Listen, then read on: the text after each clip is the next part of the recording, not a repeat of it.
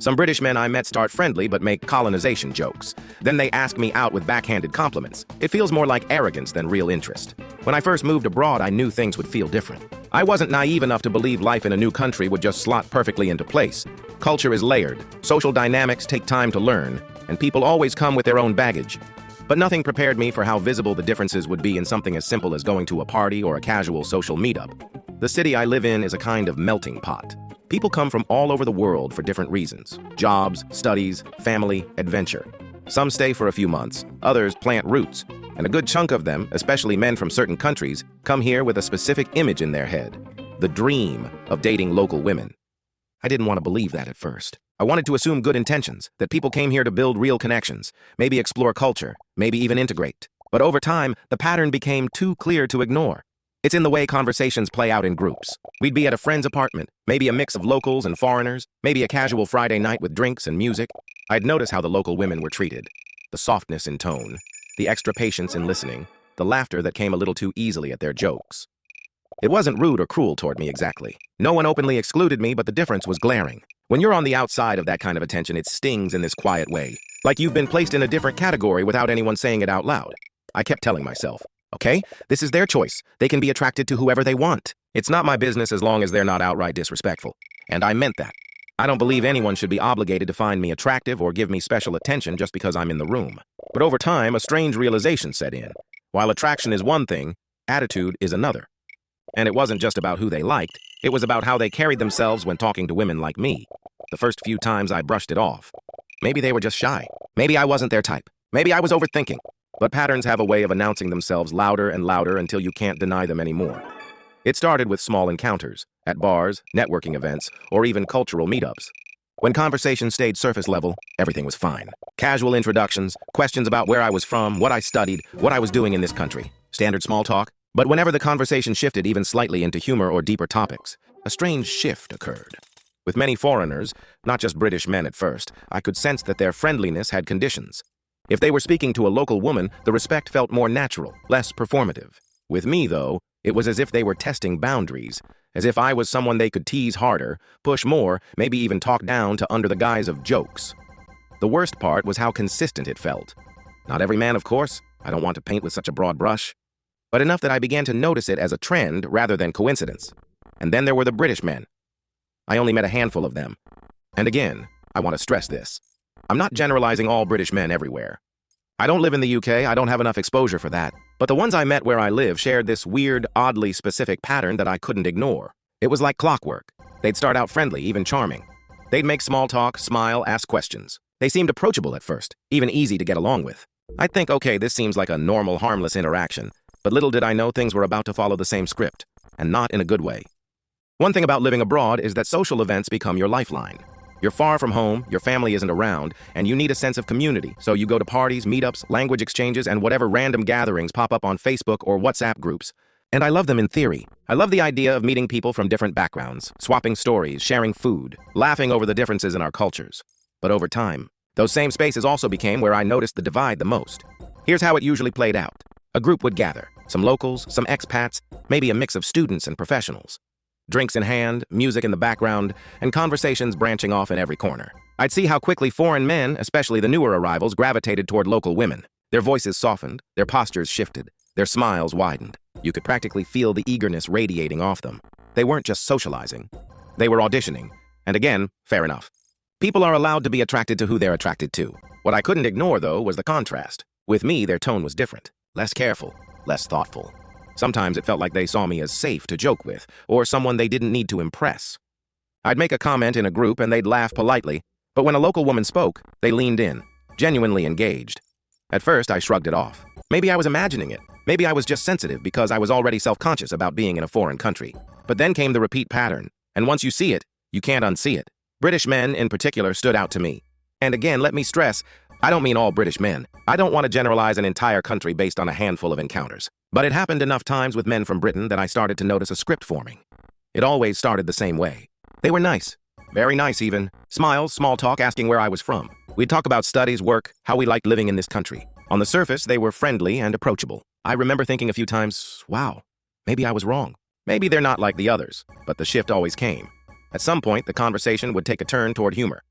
Someone would crack a joke. Maybe about food. Maybe about politics. Maybe just something silly about adjusting to life abroad. And that's when it happened. Suddenly, the jokes would veer into colonization territory. Out of nowhere. It was as if they had this reflex, a colonizer joke button they just couldn't resist pressing. Sometimes it was subtle. Like, oh, well, Britain gave the world railways. Other times, it was blunt. India wouldn't be what it is today without us. The first time, I blinked in shock, half convinced I'd misheard. The second time, I realized it wasn't a fluke. By the third time, I could predict the punchline before they even said it. I joke about politics, too. I enjoy sharp humor. But what unsettled me was how quickly those jokes escalated. What started as banter turned into putting India down, belittling its history, and making sweeping comments that made my skin crawl. It wasn't clever. It wasn't funny. It was uncomfortable, and it carried a weight that humor can't disguise. And here's the kicker. After making those remarks, after putting me in that awkward spot where I had to either defend my country or sit in silence, they'd suddenly flip the script. They'd ask me out. I can't even explain the whiplash of that. One second, I'm standing there listening to jokes about colonization. And the next, I'm hearing lines like, even though I came here for locals, you're actually really pretty.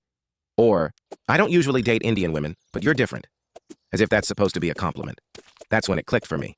The friendliness at the start wasn't really about me. It was about curiosity, maybe even about novelty.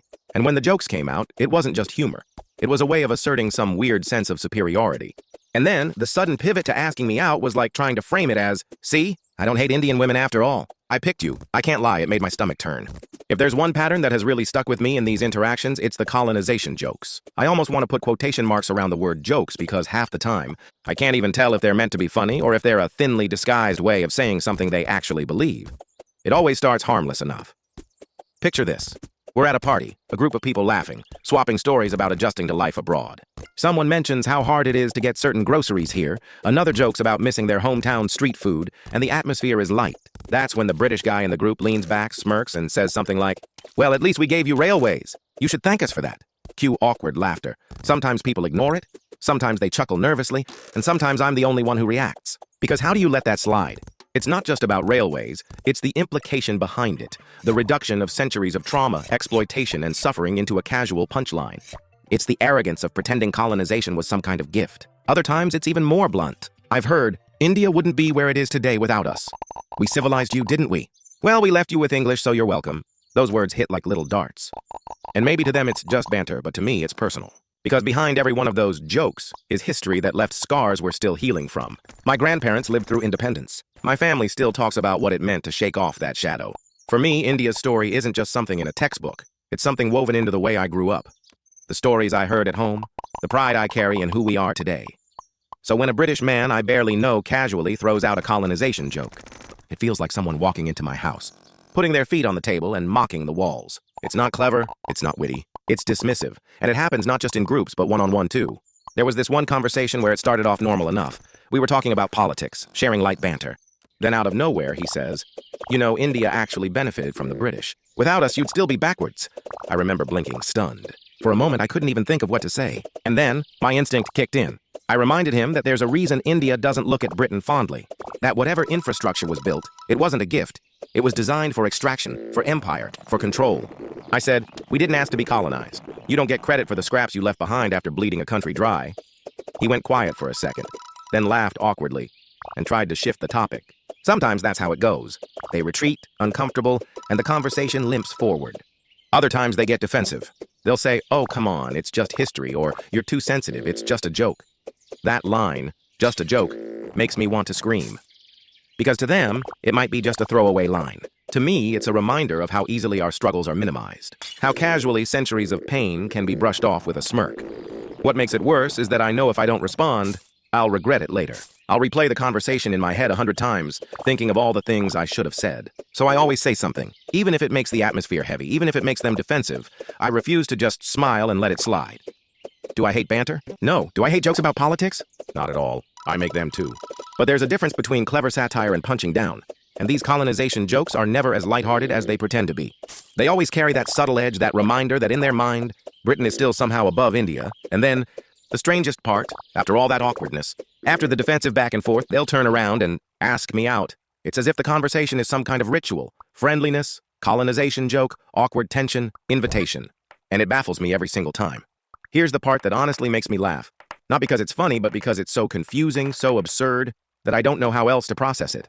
After making colonization jokes, after belittling India in casual conversation, these same British men almost always pivot into asking me out.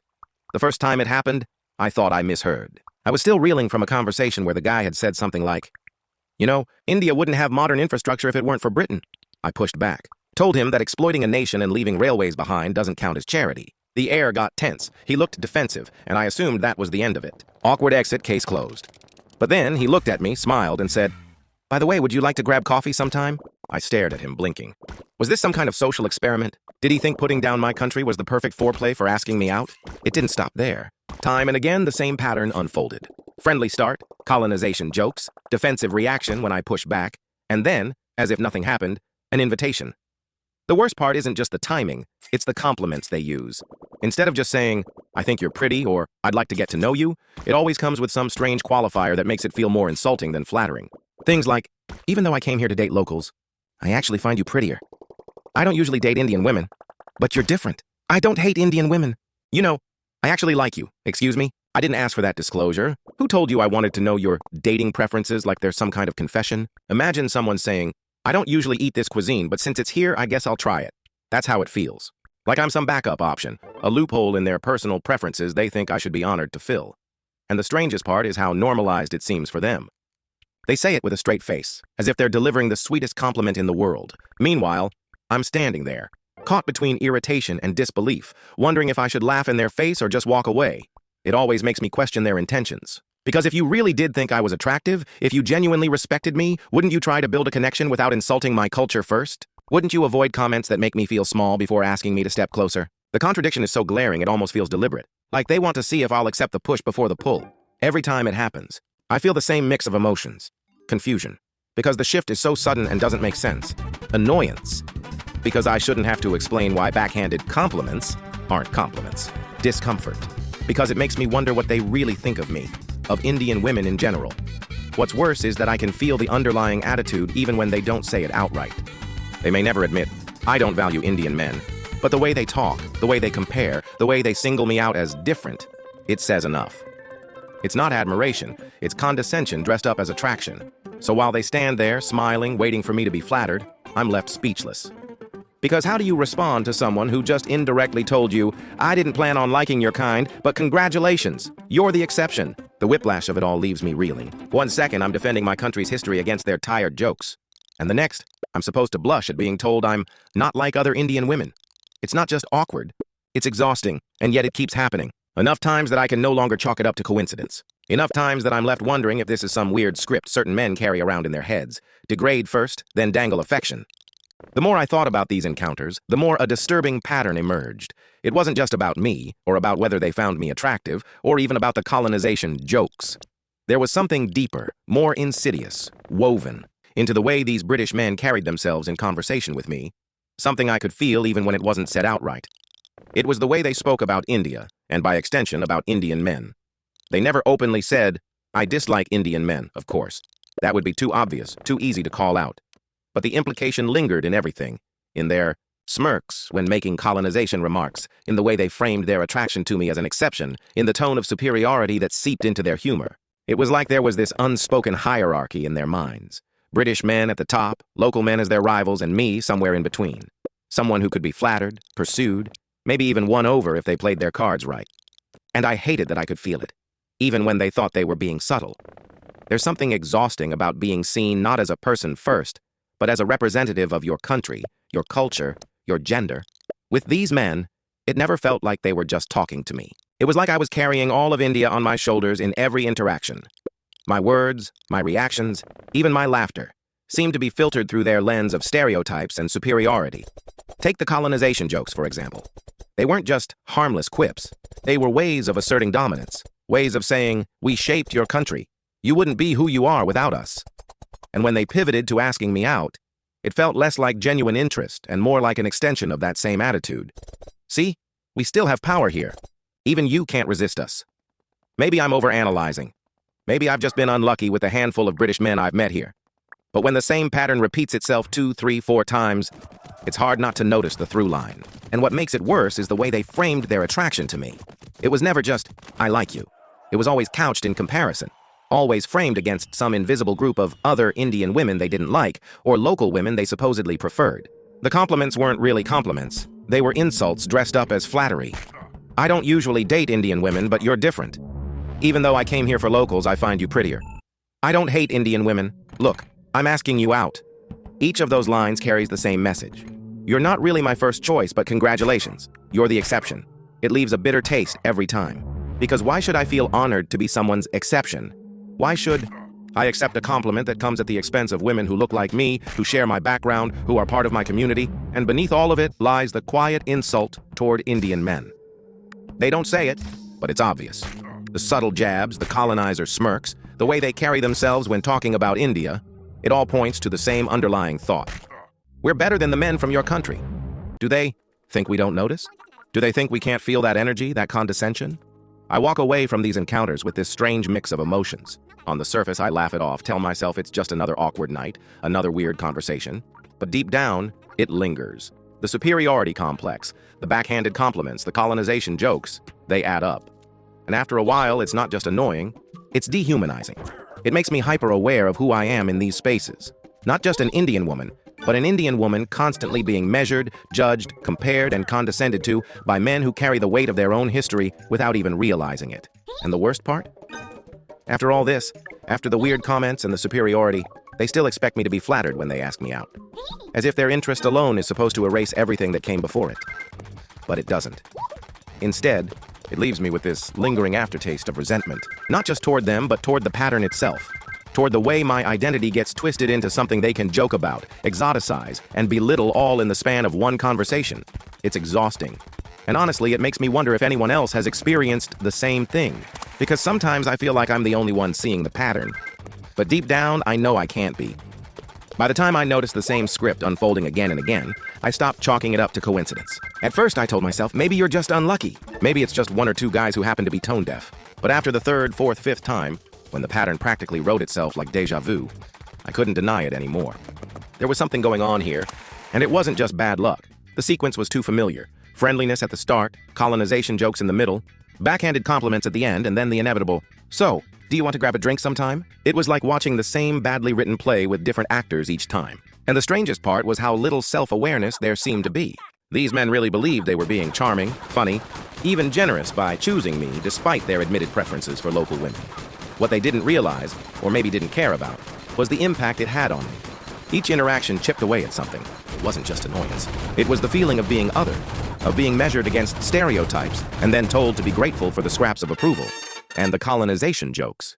Those cut the deepest. Maybe they thought they were being edgy or ironic or witty, but to me, they were reminders of pain that isn't abstract, pain that still echoes in my family's stories, in my country's collective memory. Reducing that to a punchline isn't just insensitive, it's arrogant.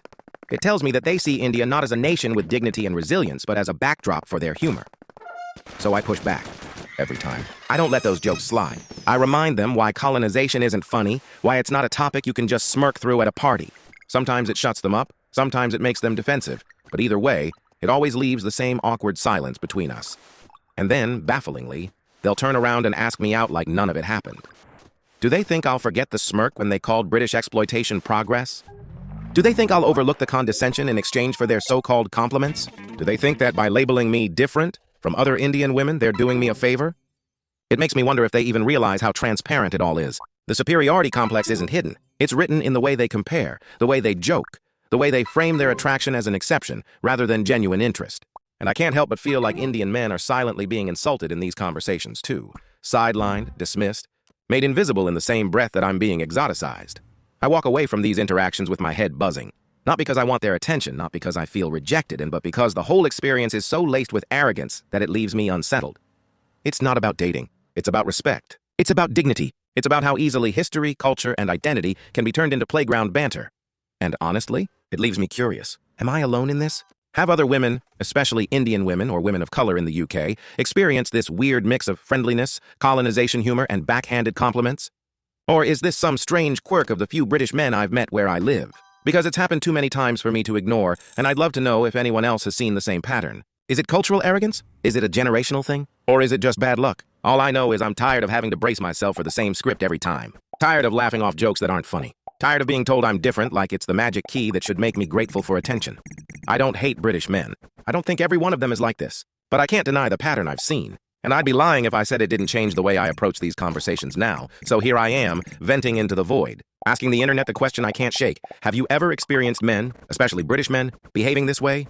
And if you're in the UK, is this really as common as it feels to me? Because if it is, I need to know I'm not the only one seeing it.